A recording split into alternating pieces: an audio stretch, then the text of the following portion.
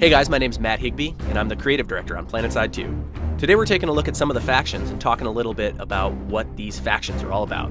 First up, we have the Terran Republic. The Terran Republic are what I would call the most professional military of the three factions.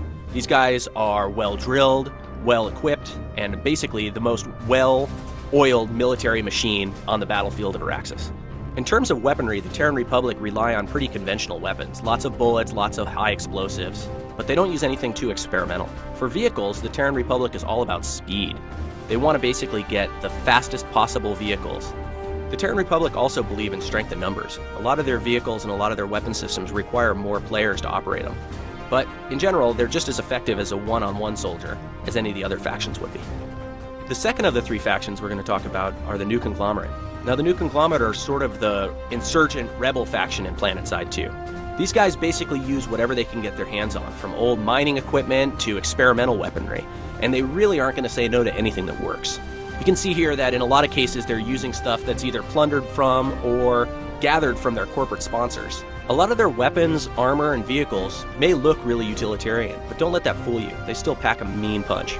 For the most part, the NC weapons and vehicles are built around hitting hard and lasting long in fights, so they can take the most damage and dish out the most damage, although they might not be the most maneuverable or the fastest on the battlefield.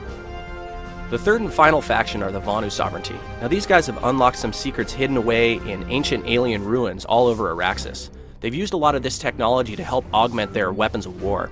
The main goal of the Vanu Sovereignty is to attempt to unlock more secrets from these ancient artifacts, and they consider anything that's getting in their way to be a threat. So while the battle between the NC and the TR is sort of more of an annoyance to them, they still feel the need to compete on the battlefields just to make sure that they can get access to all the technology that's hidden all over the planet.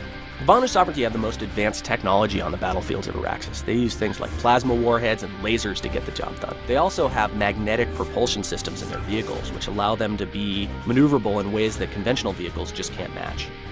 The whole Planetside 2 team is really thrilled with how we're progressing so far, and we can't wait to show you guys more. Make sure you follow us on Twitter and Facebook so you can keep up to date with the latest and greatest news.